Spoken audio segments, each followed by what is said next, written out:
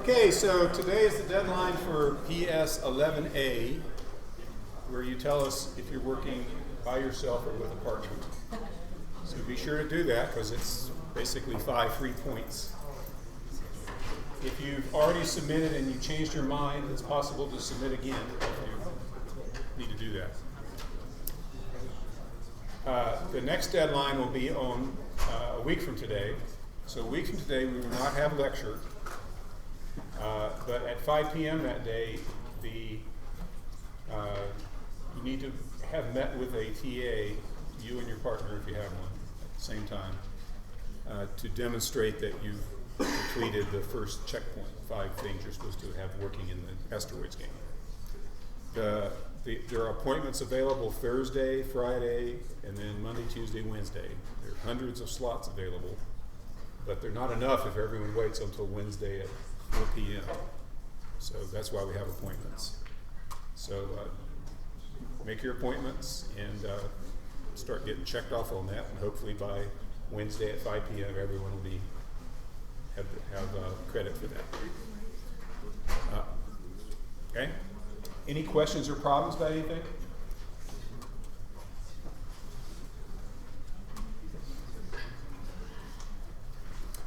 All right, what I'm going to do today is talk about the Asteroids game. So the code, your starting point code. You've, in the lab yesterday, you played around with it, and so we're going to play around with it some more today. And I'm relying on you asking questions. I'm willing to try to do things in code to show you how things work, as long as it isn't something that you're supposed to do for the game itself. I'm not going to do the assignment for you, but I can do related things. I want to start by showing you a couple of ways of understanding the code. What's displayed here in this main window here is a class diagram. And I generate the class diagram with a tool called Object-A, which essentially I just create that pane that you see right there, and I drag over all the source files of the program, and it summarizes each class with one of those rectangles. And then it puts in arrows that shows how the classes interact with each other. So this will be part of the lecture project for today. So you can look at the diagram there. It's available as both a class diagram and as an image. So I want to start by using the class diagram to talk about the program. And I'll just first give you the scope of it. So remember, every box is a class, and so or an interface. And so these are all the classes that we've got. So it's by far the largest program that you've dealt with, you've had to deal with in the class, in the course. Now we can zoom in and look at what's involved in each class. So I'm going to zoom to like 300. Okay. So let's start with over here.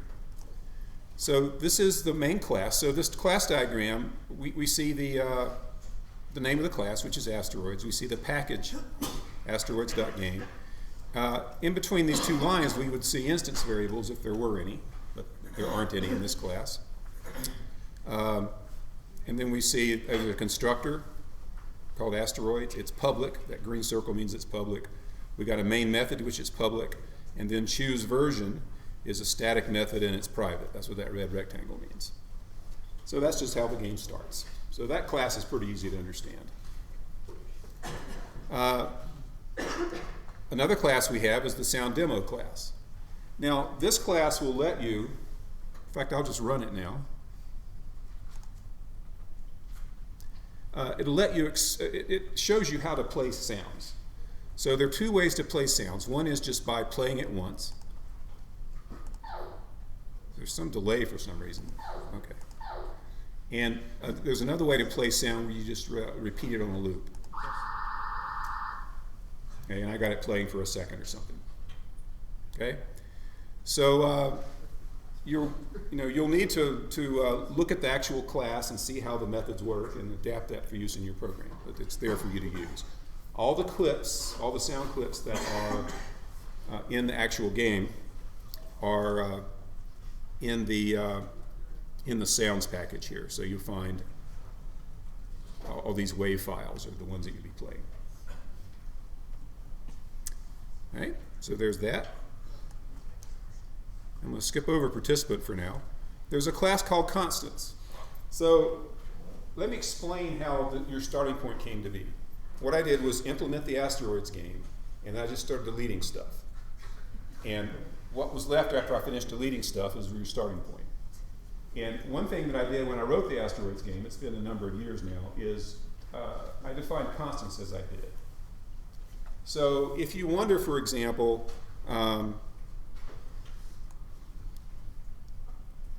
how fast things should happen or how big things should be, in my original game, you'll find it here. For example, bullet duration. That's how long a bullet lives before it disappears if it doesn't hit anything. And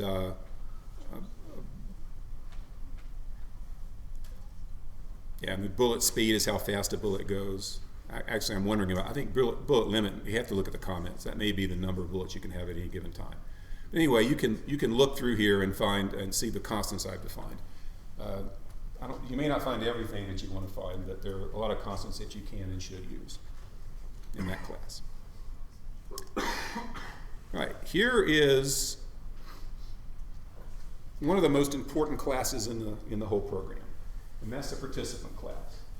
So the things that interact in the game, the ships, the asteroids, the bullets, the alien ships, the alien bullets, anything else you want to add to the game that interacts with other participants, they all extend this participant class. So the participant class is an abstract class. We'll see why in a second. And so, but we'll also see that, in fact, I'll just show you here. There's a participant class, and if we scroll down, we see that there is, over here, the ship class, and this little arrow here that you see with that arrow tip, it is, what that's saying is that this class extends that class. So ship extends participant, and asteroid extends participant. And your bullet class will have to extend participants. Anytime you want a new kind of thing in the game, you extend the participant class. Now, let's look at what the participant class provides for you. It has all these instance variables that keep track of the speed, of the x and y speed of the object, of the participant, the rotation, which is basically which way it's pointed. So for a ship, it's clear which way it's pointed. For the asteroid, there's an orientation that you can vary. X and y are its coordinates, where it is. The border here is its shape, what it looks like when you draw it. Expired tells you whether or not the participant is actually has died or not. So when a ship explodes, it expires and eventually it disappears from the game. And then is inert keeps track of whether this participant actually needs to interact with anything. So, for example, when you put debris for an explosion, it's good if the debris is marked inert. It makes the game a little more efficient, because it doesn't matter if debris collides with other debris or other ships. It doesn't cause anything to happen. Anyway, that shows you the state that the participant keeps track of, and they're all private.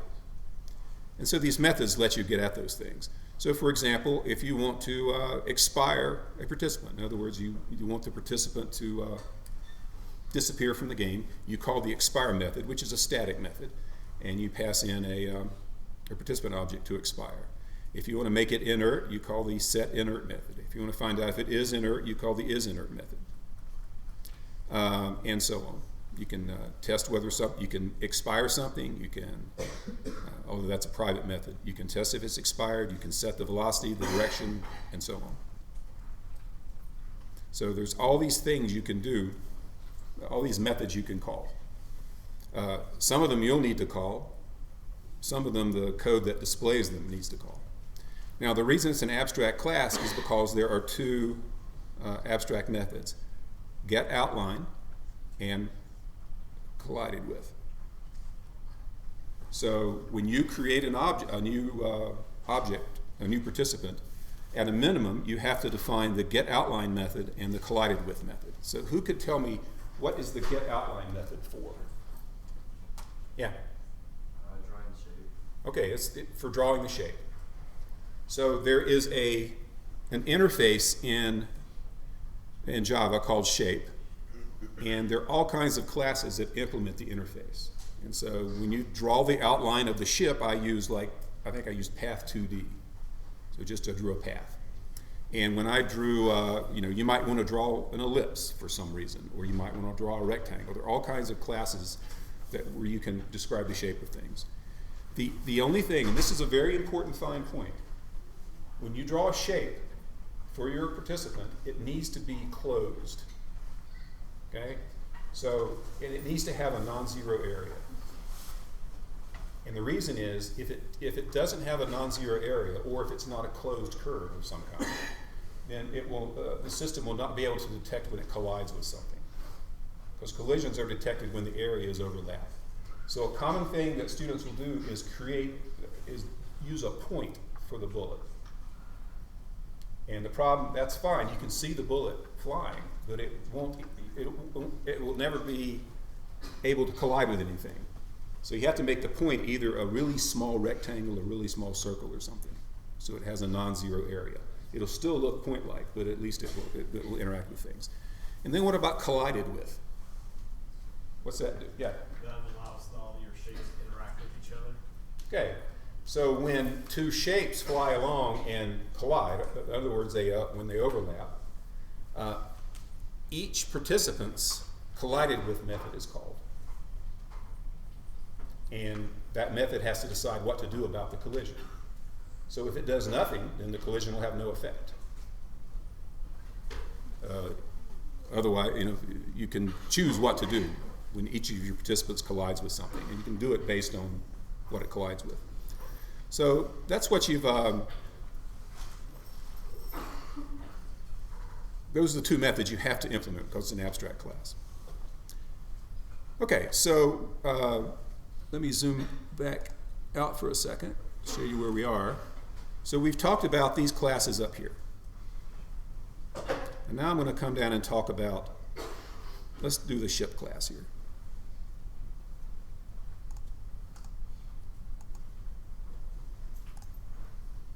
Okay, so here, what's going on here? Controller, ship. Okay, so I provided a ship object. So that means I implemented the getOutline method, and I implemented the collidedWith method. And there are other methods in here. For example, there's a method to get the x and y coordinate of the nose of the ship. Now when I talk about coordinates, 0, 0 as always is in the upper left-hand corner of the screen, and then it increases in the x direction to the right and the y direction down. Why would you want to know the x and y coordinates of the nose of the ship? Yeah? To know where the bullets are coming from. Right, that's where the bullets start. That's where the bullets are fired from. So that's useful for that. There are methods like turn right and turn left, which are for turning the ship. Accelerate, which is for accelerating the ship. Why would you use those three methods? Turn right, turn left, accelerate. Where would that come into your game? Yeah? Okay, so when the user uses the arrow keys or whatever to move the ship, those methods need to be called to make the ship actually move. Okay, so that's the ship. Over here is Asteroids, and again, Asteroids also implements or extends that participants class. Asteroids come in several shapes and sizes, 3 different sizes and I think 4 different shapes, and you can construct them using the asteroid. They have an outline, they have collidedWith. Notice there are fewer methods here because the asteroids, you don't have to control them, they just sort of go on their own. Okay, so we got those. Now I want to show you something else. The asteroid class implements an interface called ship destroyer. And the ship class implements an interface called Asteroid Destroyer. These interfaces have no methods. So remember we said an interface was essentially a list of methods that a class has to implement in order to be, in order to satisfy the compiler. So what does it mean to have an interface with no methods? What is the point of having an interface with no methods in it? Yeah. Kind of like a tag. Okay, he said it's like a tag. Okay? So the idea is any class can claim to implement the Asteroid Destroyer interface or the Ship Destroyer interface for free because there are no methods to implement. The whole point of doing it, though, is so that you can test using an instance of operator. Given a participant, you can test it, and you can ask the question, does this participant implement the Asteroid Destroyer interface? The intention behind these destroyer interfaces is, let's say an asteroid collides with something, and the method is called, and you got to decide what to do about it. Well, what you can do is you can just ask the question, is the thing I just collided with an asteroid destroyer? If it is, the asteroid blows up. If it's not, asteroid does nothing. So when two asteroids collide, nothing happens for whatever reason. They just pass through each other presumably because the asteroid is not marked as an asteroid destroyer. But when a bullet hits it or a ship hits it, it does destroy the asteroid. So that's the intention behind these simple interfaces. So common question I get, student will implement a bullet, a ship will fire the bullet will hit the asteroid, but the asteroid won't be destroyed. Okay? And they want to know what do I have to do to make the asteroid blow up? Well, what's the answer? The bullet needs to be marked as an asteroid destroyer. Okay, so the student does that. Next thing they notice is the asteroid blows up, but the bullet just keeps on flying. Okay? The bullet should disappear when it causes the asteroid to blow up. So how do you make the bullet go away? Yeah? Well, expire is for getting rid of it after a second has elapsed without it hitting anything. Yeah? Collide with, so if it hits something, it'll just. Okay, so when the bullet collides with something, it's, so when the bullet and the asteroid collide, not only is the asteroids collided with method called, so is the bullets. And the bullet, what you should do is create a new interface, bullet destroyer. So you want the asteroid to be a bullet destroyer. Now, what about the ship? Should the ship be a bullet destroyer? Or should a bullet be a ship destroyer? What do you think?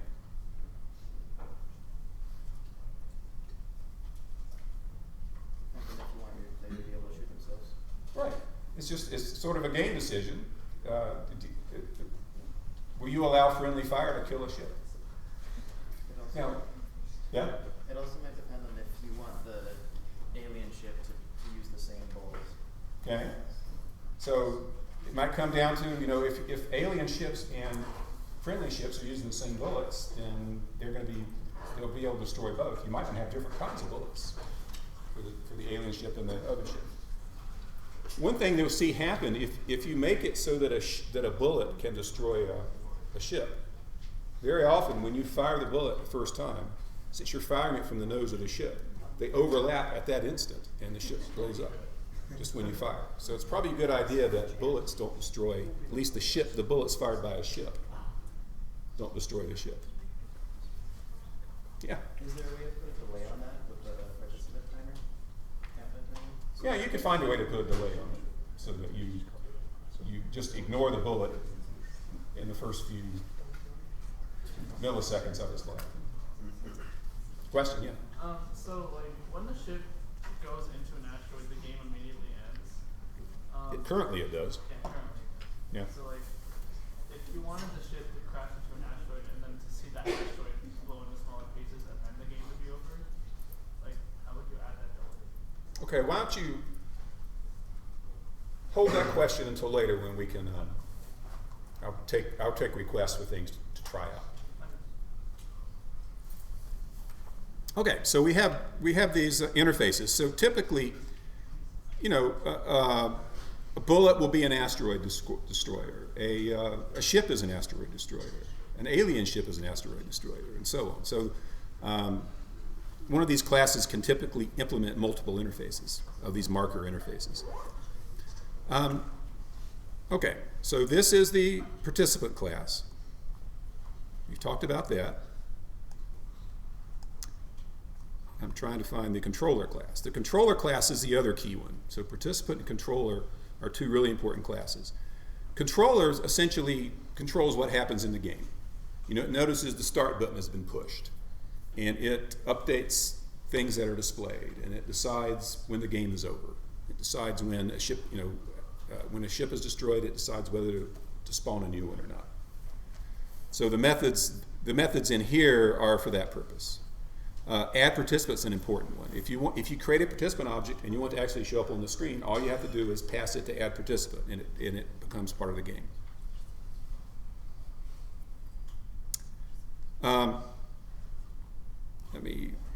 Okay. Participant state class. I recommend that you don't mess with the participant state class. You can change anything you want about this game, but I didn't delete anything from the participant state class in going from my game to this version. And the participant state class is the one that essentially keeps track of all the participants and checks for collisions. And if you start messing with it and make a mistake, then weird things will happen. So I really recommend just hands-off participant state class. It's just there. There's a private instance variable in the controller class, which is the participant state, and just let it interact with participant state. Then there are a couple classes down here, screen and display, that have to do with writing things onto the screen. So if you want to change, like you need to display the number of lives left, one of these classes would be the thing to use. I think that may be all of it. Let's see. Yep. All right, so that's the high-level organization. The class diagram lets you see what's going on.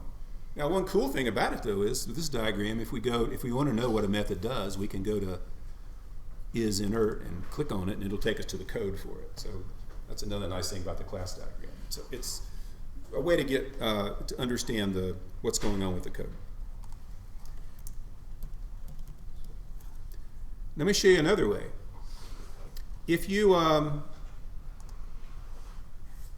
go up here to the project menu and say generate JavaDoc, maybe you've done this already, you can generate web page documentation for the entire project. I've already done it, so I won't repeat it. It'll end up in this doc folder here, and I'm going to go to the index and see if I can make this a little bit bigger. So at the top level it says, okay, there are these packages, asteroids.destroyers, asteroids.game, asteroids.participants, and sounds. If I go to game, it shows me the classes. So let's go look at controller. If I go to controller,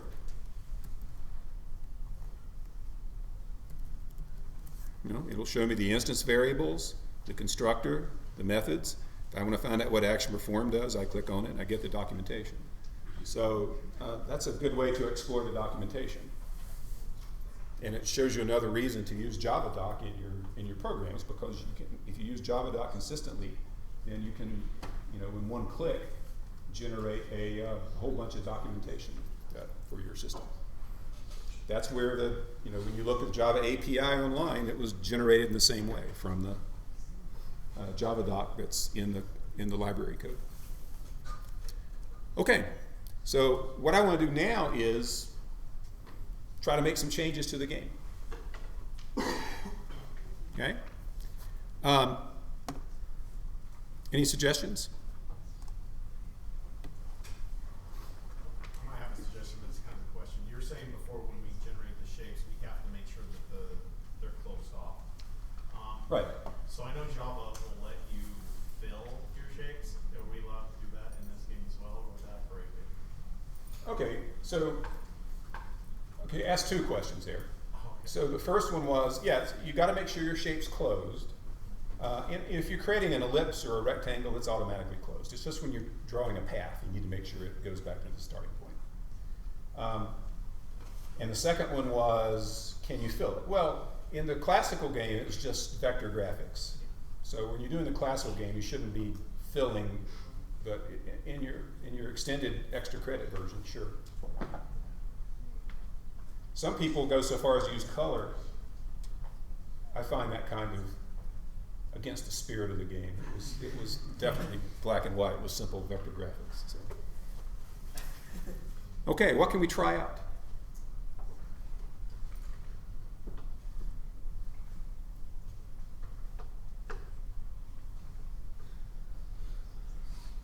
No ideas? Yeah? Try getting the thing to move. Trying to get what to move? The ship. Okay, well, it currently does move. Just not get it to turn left. Okay, At a sure. non-shocking rate. Let's make it so we can turn it left. All right, what would, oh, you know, there's one more thing. In fact, I'll hold that thought for a second. There's one more thing I want to emphasize that I've realized I didn't. All right, so given all these classes that we have, which one do you think controls whether the ship turns left or right? The controller. Sounds right. So let me find it here in the game package. There's a controller. So if we come down here, right? There we are. It says if the key code is the right arrow key, basically, the ship, and the ship isn't null currently. So what happens is when the ship is destroyed, in the controller class nulls out the variable to mean the ship doesn't exist at the moment. So you don't want to try to do something to a null variable.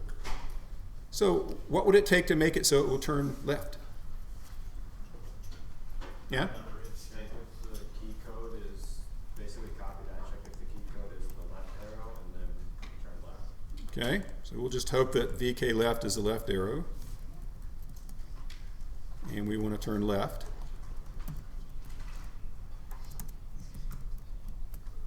Okay, so let's see how we did. I need to make sure I run the right thing here. So Asteroids is the main method, so I'm running that now. And so we'll start the game, and I'm able to turn left, and I'm able to turn right.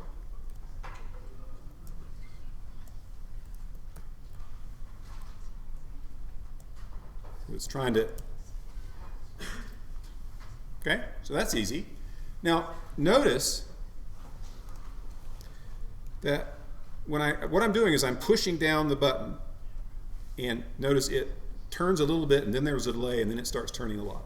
So I'll do it again, little bit, and then a lot. When I say the controls aren't smooth, that's what I mean. I would like it so if I push this down, it'll start smoothly turning.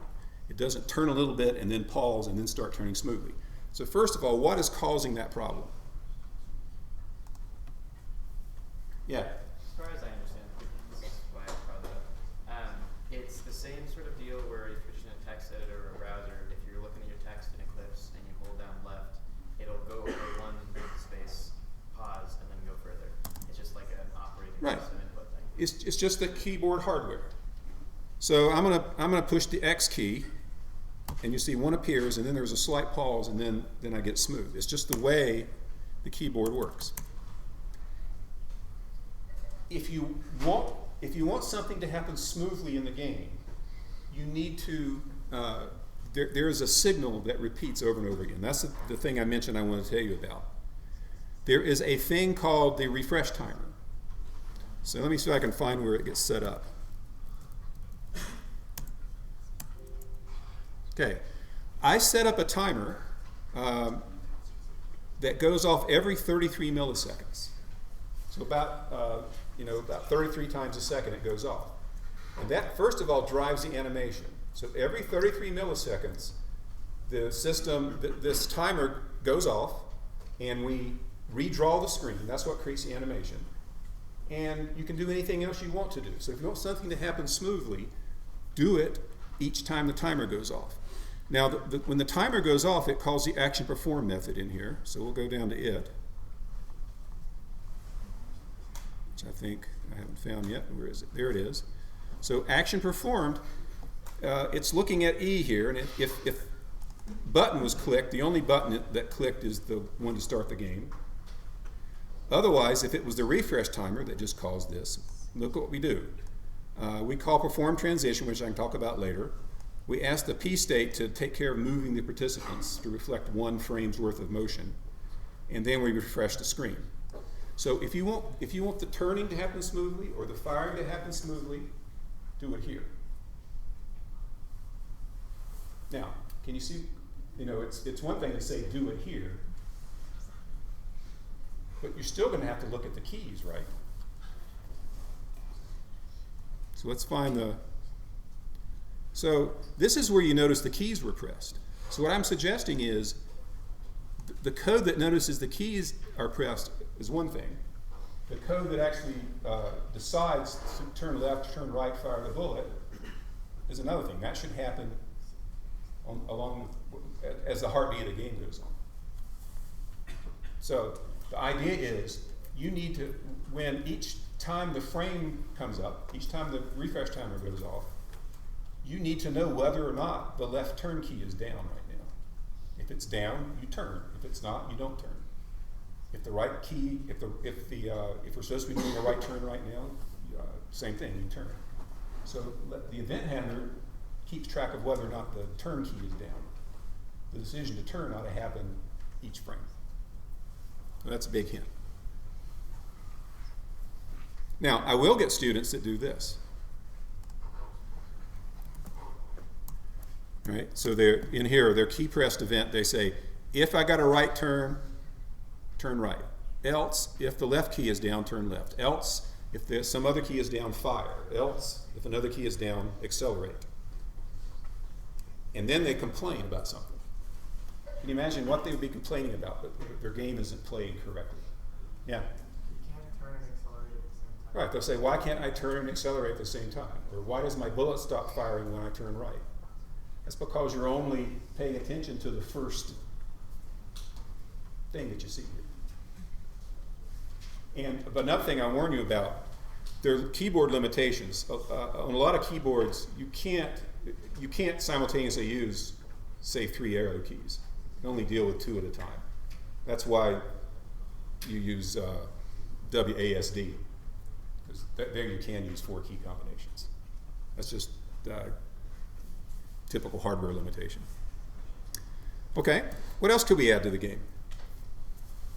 Yeah? Can we try doing the delay thing or something? Okay, so tell me again what it was, the delay thing? So, like, right now, as it is, when the ship hits an asteroid, the game is immediately over. But let's say, for example, if you wanted to see the asteroid break apart and then for the game to be over. Oh, okay. Well, first of all, I don't know. Let's see what you're talking about. So here we'll start the game, and I'll fly after the asteroid. I don't think the game does end instantly. This is really hard to do.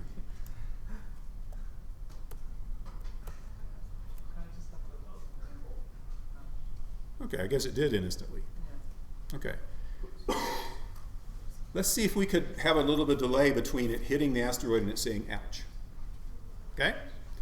So somewhere in the controller it's deciding that the game is over. So let's see where that's happening.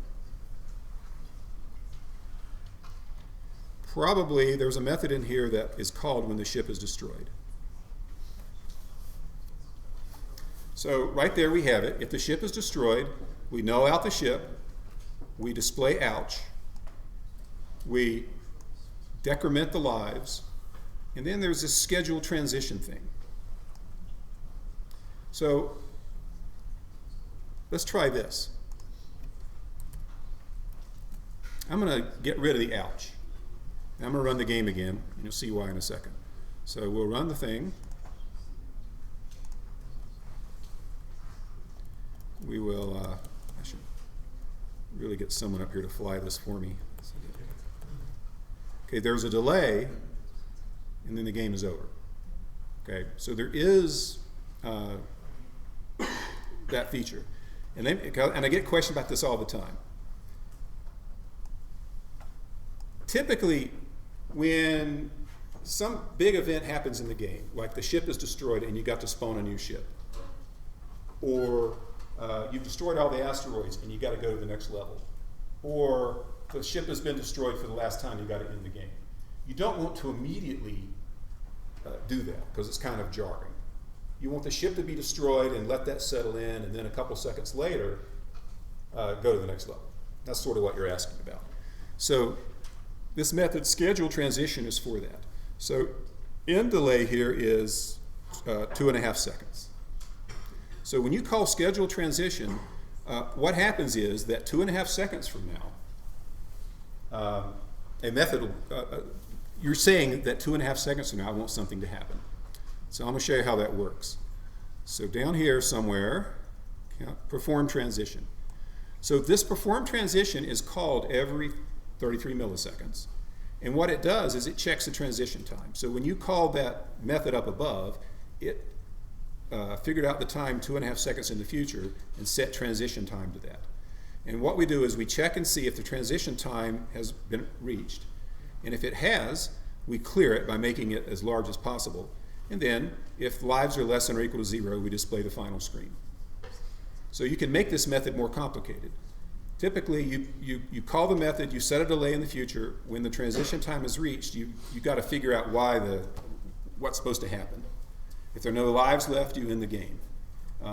We could do this.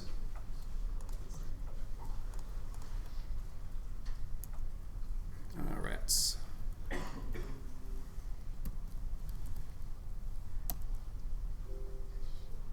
Let's copy this down there.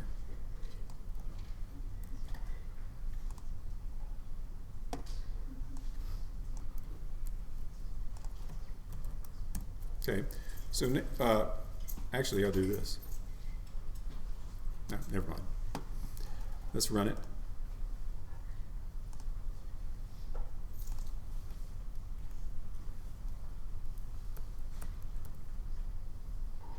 Maybe the next thing we could do is try adding more asteroids to make it easy. Yeah. I'm hopeless at this. I don't play video games very often. Okay, so it hit off screen, and then the ouch comes out. So that's how you get something to happen in the future. Now, don't do this. Don't say ouch and then put some sort of delay in. Like there's this method thread.sleep. You can say sleep for another 2 seconds and then do the final screen. And this has to be done in no, that's not what I want to do.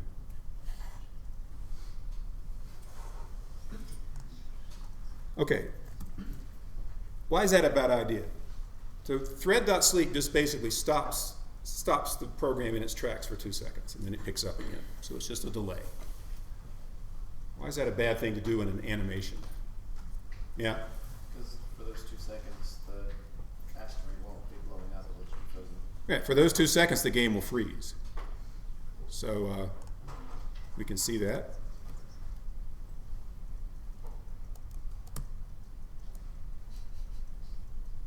Well, there's nothing to see freeze, so this is not a very good demo. But anyway, if there were other asteroids, they would freeze in their tracks. Yeah? I was just curious, is that what they use when you pause a game, thread sleep? I doubt it. The problem is when you do the thread sleep, then it stops ignoring it. You won't notice buttons have been clicked or anything. Yeah, in a GUI, you don't want to sleep the thread. Okay, how about we try putting another participant into the game? Yeah. Can we put in asteroids that won't kill the player as the game starts? So you mean make it so the asteroids won't kill the ship? No, make it so that they're like a lot of times. Like I have 4 asteroids in the thing, and to start the game, and within about like 0.2 seconds, the asteroid will converge on the player. Okay. Well, Yeah, that will take too long to figure out how to do that. I know what you're saying. So in the, like right there, it's coming right at you. Yeah. So, yeah, that's a little harder to do because you got to look at the asteroids and figure out where they're going in relation to the ship. And so I'll skip that. But I asked you in the lab yesterday to experiment with adding a mine. Would it be interesting if I did that? Yes. Okay. Why don't we take a break, though? We're about that time. So let's take a break for a few minutes, and then we'll add mines to the game.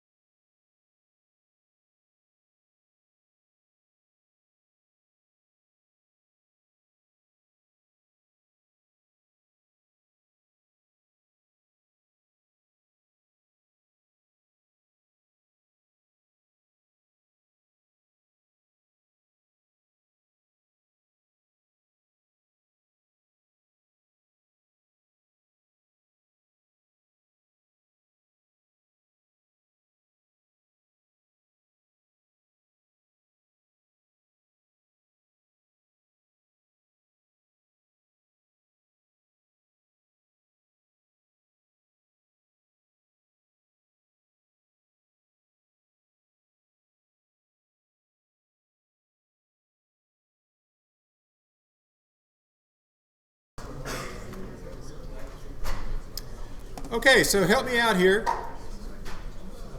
So let's say we want to create a mine, and we'll just have the mine it won't be moving, it'll just be sitting there, and if a ship collides with it, the ship will blow up, and so will the mine. Well, actually, let's make the mine impervious. The mine won't blow up, it'll just hang out. All right, so what should we do? Create a class. Okay, we've got to create a class. And you can put it anywhere, but you might as well put it in the participants package because that's what contains all the other participants. So that's a new class. We'll call it mine.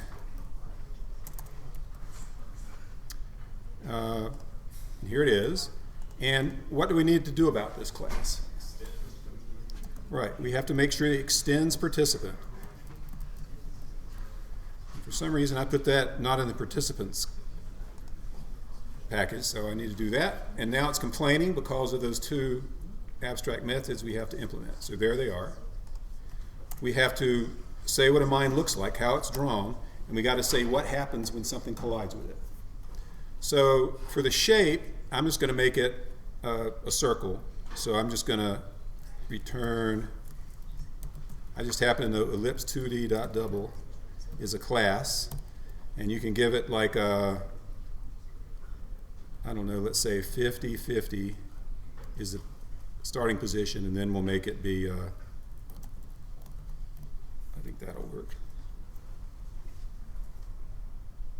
Ah, shoot. What did I do wrong?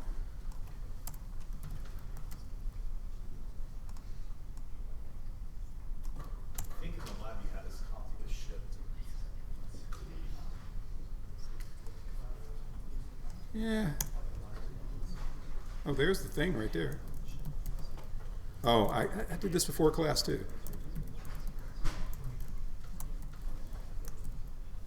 ellipse 2D dot double, and I give it like 50, 50, 25, 25. So initially be in the upper left-hand corner and it'll have a radius of 25. Be a circle. Okay? And when something collides with it, well, we want this thing to be impervious. So when something collides with it, we're not going to do anything. It'll just live.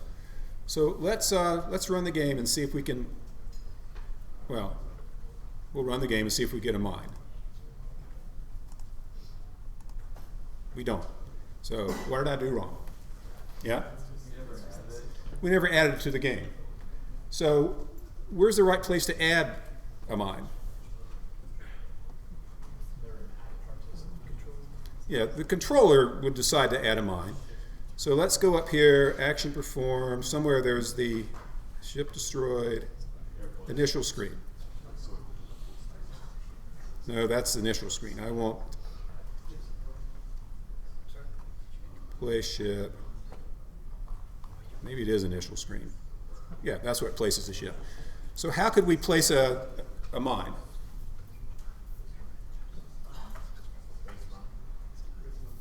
Yeah, so there's an add participant method. We'll just call add participant and we'll add a new mine. And I have to import that. Good.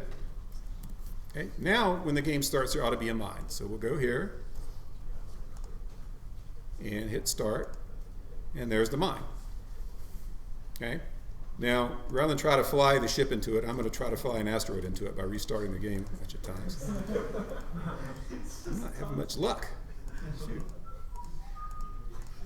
There we go. All right, and nothing happened. What do we have to do to make the mine destroy the ship? All right, all we have to do is come up here and say implements asteroid destroyer.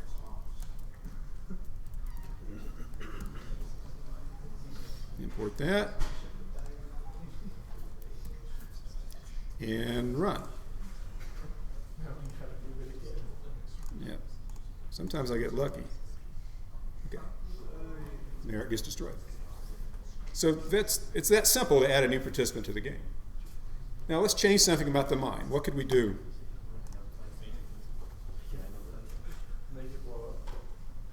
Okay, what would it take to make the mine blow up? Yeah? In the collided method, you could Wait, say a little louder.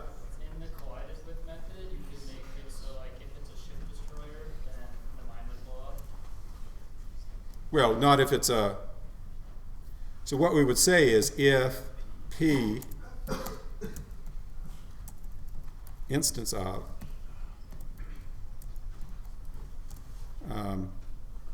mine destroyer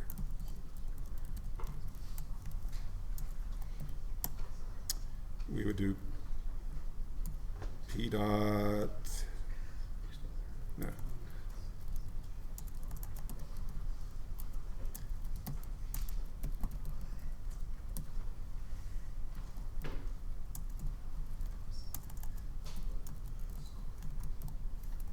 Okay, there's that static expire method. I made the expire method static so you could pass this as the parameter is allowed to be null. Okay, so if it's a mine destroyer, we'll destroy the mine. So that means we got to create a new, up here in the destroyers package, we got to say new interface.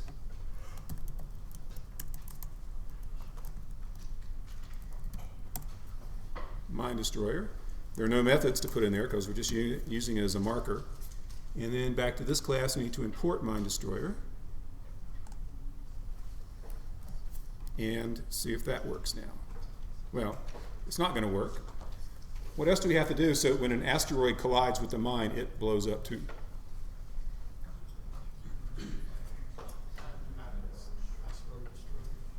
Yeah, we have to go to the asteroid class and make it a mine destroyer.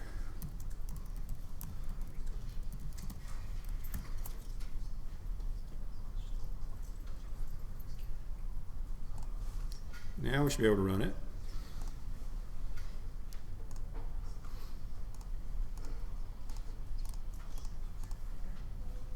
and they both get destroyed. Now, back to the mine.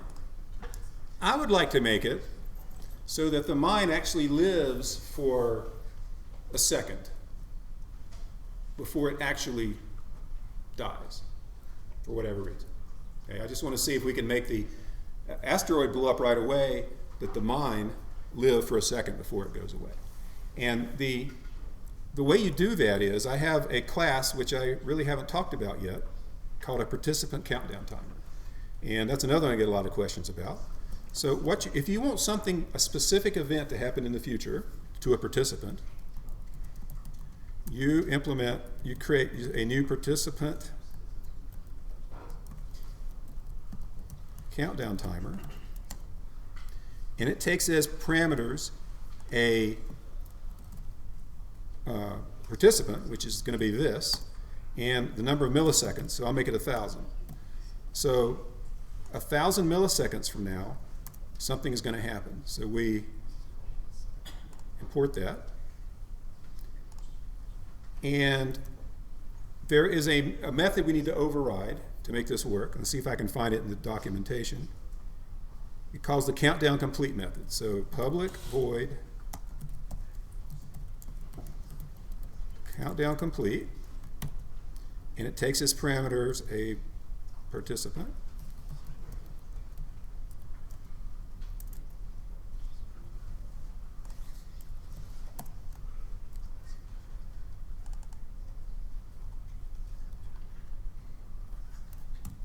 We could use this here, or we could use P. Doesn't matter. So what this says is that start the timer. When the timer goes off in 1,000 milliseconds, pass this parameter to this method here, and it's going to expire then. So we put the expiration date off for 1,000 milliseconds. So now, if we do this,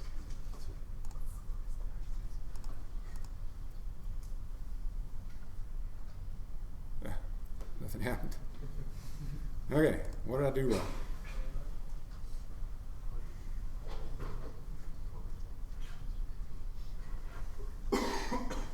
So we did make asteroid be a mine destroyer, right? I'll just try expiring this instead of P. I'm grasping at straws right now. Make sure I overrode this correctly.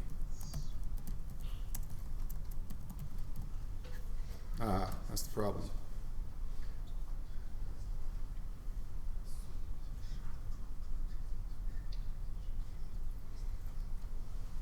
Okay, let's go find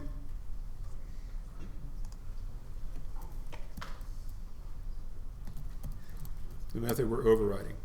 Okay, oh, countdown complete takes an object as a parameter. Okay, that's my problem.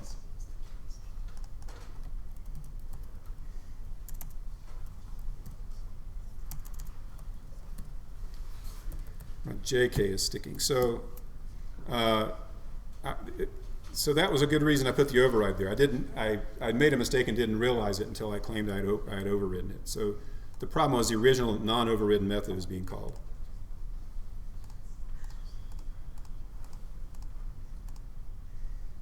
And it should go away after a second. So that illustrates how to use a participant countdown timer. Now, what if we want our mine to move?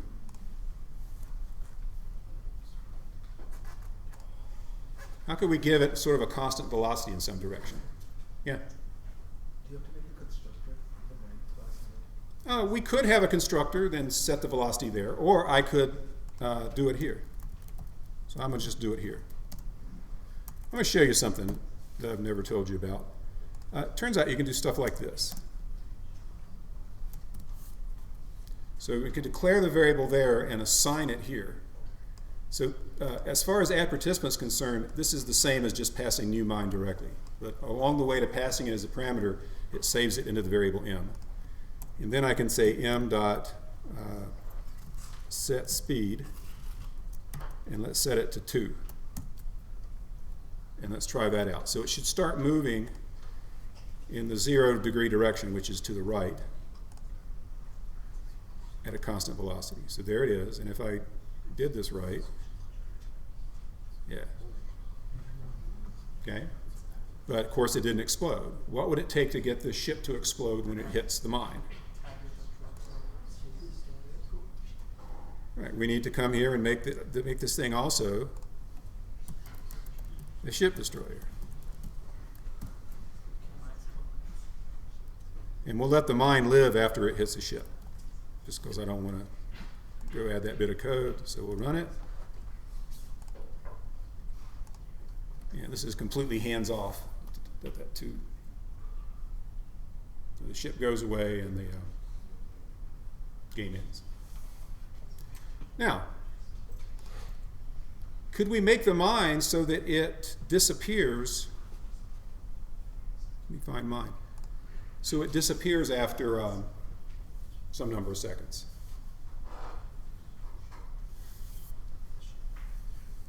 How can we make the mine so it has after 1 second the mine just goes away, whether it's hit something or not? What would be the way to do that? Yeah. Put like the countdown timer thing. Yeah, we just use a countdown timer again. So I will say public, we'll put in a constructor, an explicit constructor. And we will, when we're constructing it, we're going to say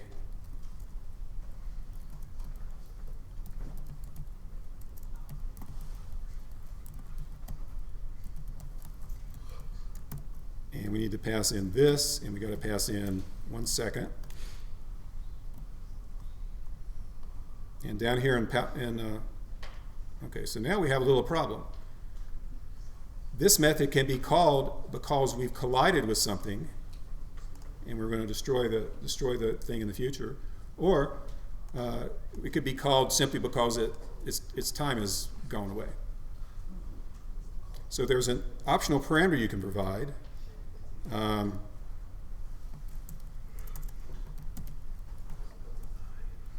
Except I got it wrong here.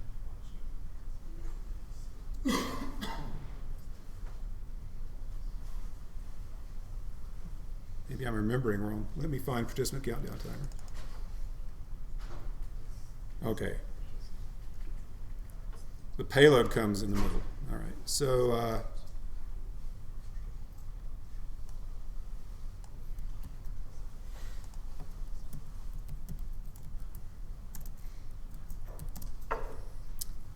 so we'll pass that payload there, and then we'll do this here.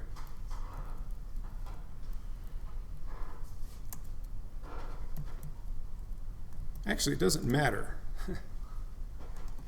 But I might as well just do this.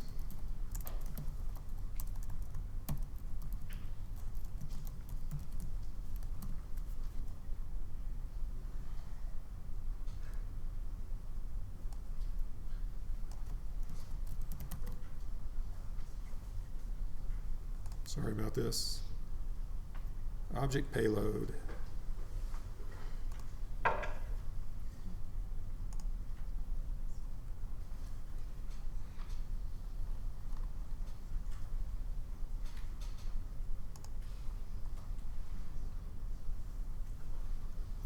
Mine, right there.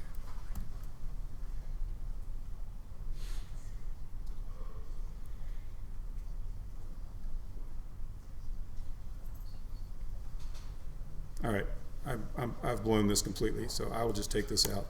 It really doesn't matter anyway. The idea is that payload you can use to communicate the reason for the countdown timer, and then you can access it, and I've forgotten how to do it. So rather than struggle at it, we'll just expire it either way here. So what we should see is the mine die after a second. Well, okay. So that timer is going off and then it expires the mine. Okay? All right, so that was a long example, but yeah? You make it appear and disappear every certain amount of time. Appear and disappear. So yeah, so I'll just think about how to do that.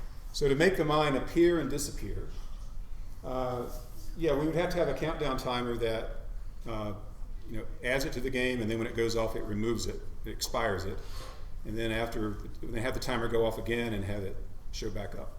So it would take a timer you probably set the timer in the participant class. Yep. I'm sorry, in the controller class. Yeah. For using the countdown complete expire in your starting point code under ship, you use if payload dot equals like explode or whatever or move. Would that work in this case? Right. So I was having trouble getting countdown complete. So in that method, what does it take as parameters? Just two options. Object payload.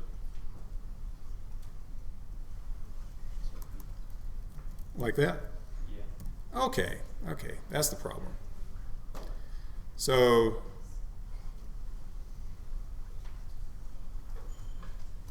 okay, so I was thinking this was the object that the countdown timer had been invoked on, but this is actually just the payload.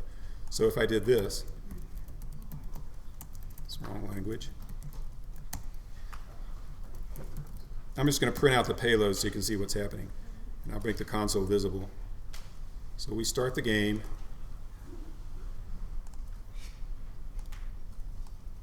Oops. Start game. And you see it hit its time limit and it died. So that string, you can look at that string inside the countdown complete method to figure out why it's being called, if multiple things can result in it being called. Okay, any other questions? Anything you'd like to see? Yeah? How do you get the ship to stop? It just keeps going. Okay, how would you get the ship to stop? Okay, let's see what's making it go. So we place the ship here, and we create the mine. So let's go to where we place the ship. So you can see what happens is it creates a new ship, and it gives it the XY coordinate and the direction it's moving in. And then somewhere we're calling ship.accelerate.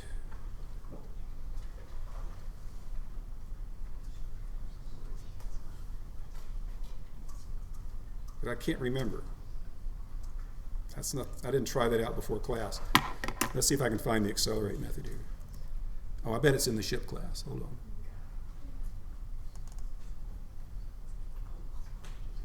Yeah.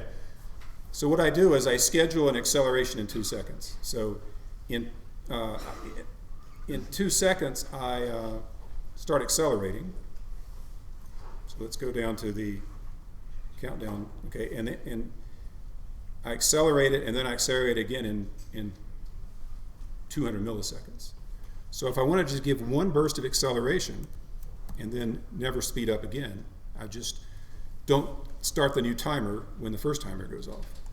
So what should happen is after 2 seconds it should start moving, and then it should stop accelerating. It should just move. So 2 seconds goes by. Oh, and the problem is the game has friction. In this game, space has friction, and so I gave it one burst of acceleration, and the friction killed the motion right away. Sometimes I get lucky. Okay, well, hopefully you get the idea. The worst thing you could do is take the game and code, and then run it once and wonder why it doesn't work. Work at it slowly.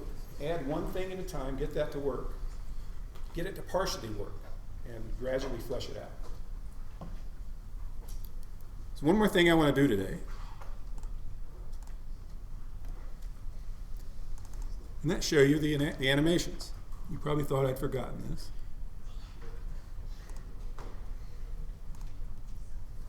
So let me tell you how this worked. The TAs graded the animations, and one of the options in their rubric was to nominate an animation for the film festival here. So the TAs collectively marked 39 animations. And I went through it over the weekend and picked out 20. Okay? So this is just my opinion at the time. Don't feel bad if yours isn't included. I guess you can always already tell if yours is included or not. Some of these, I picked them for various reasons, to have a variety of different kinds of animations, and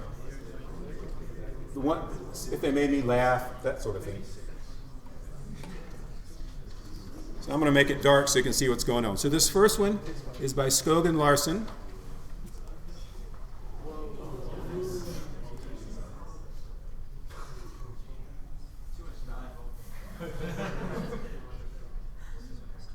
I thought this could really benefit from sound. In fact, a lot of these animations could benefit from sound. Okay? Camille Van Hinkle, a Pac-Man inspired one.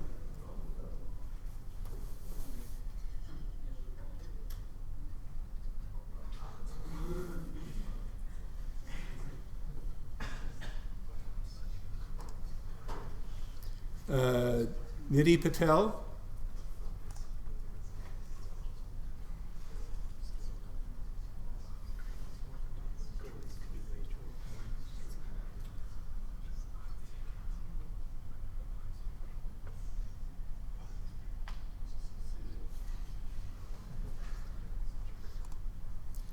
Ian Mogensen.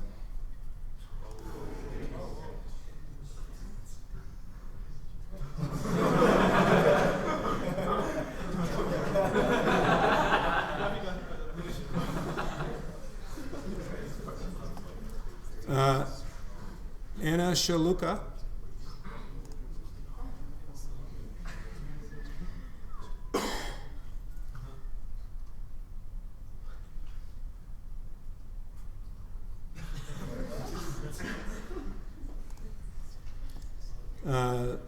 Mayan Kumar.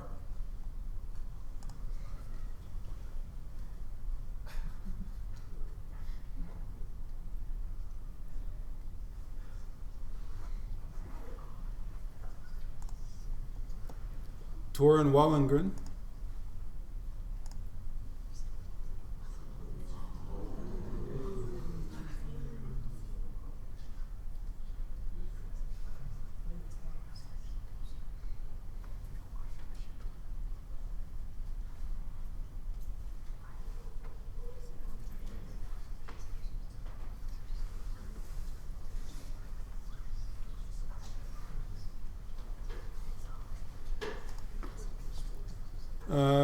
Pratyush Dixit. I'm sorry. Pratyush Dixit. Is that right? Close enough.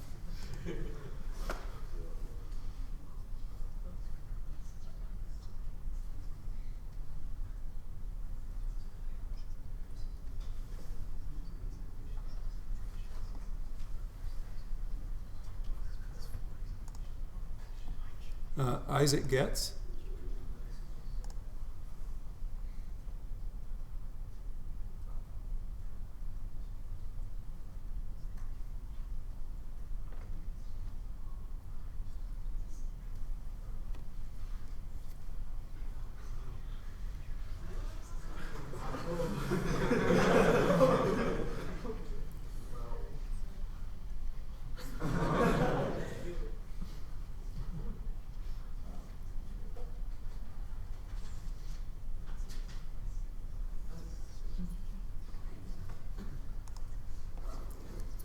Justin Ravago.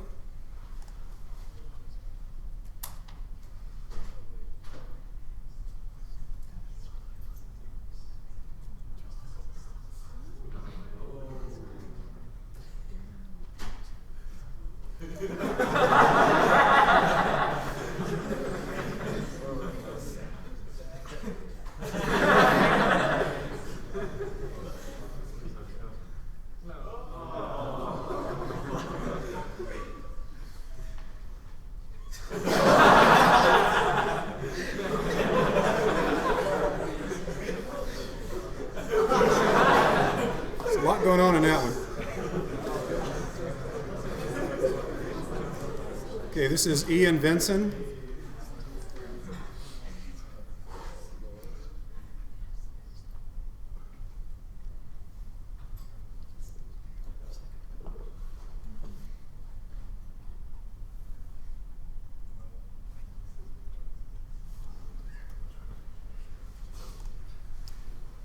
Peyton Wong.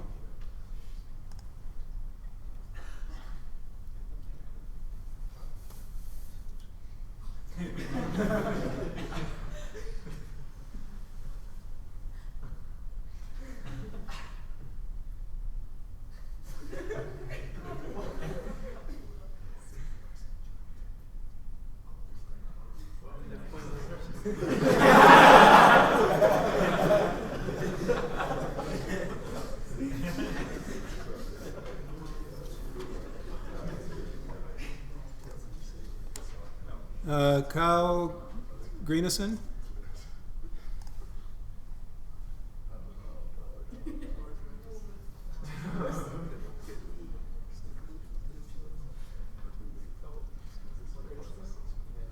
Like a paint commercial. Joshua Hardy?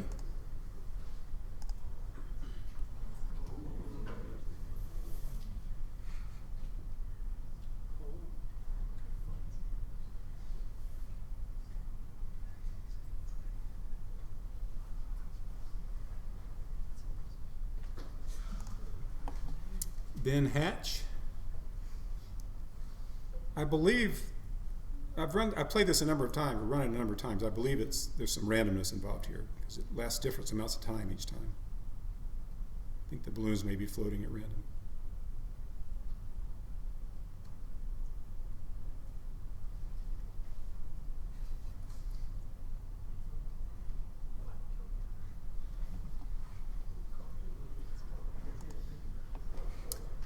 Cooper King?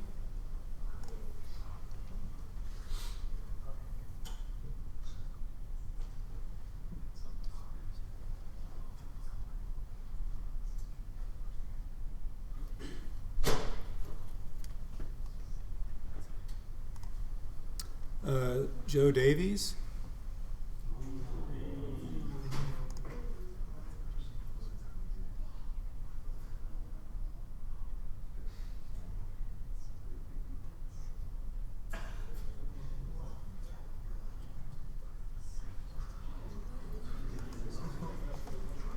Brendan Lee?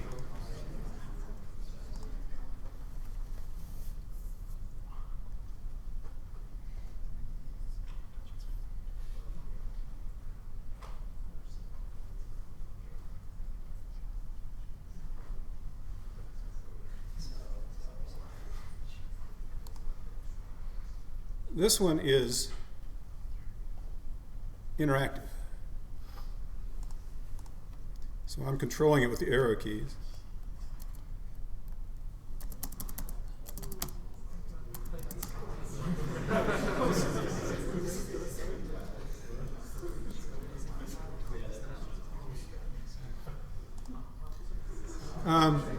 This last one is by Ethan Emoto. Ethan, are you here?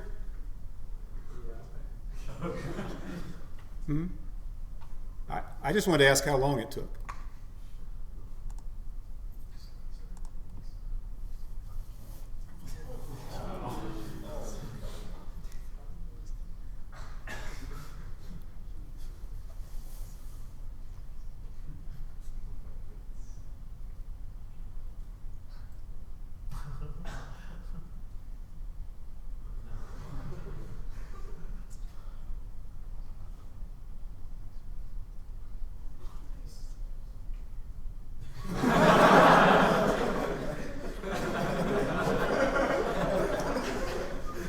All right, so let's applaud for all of you.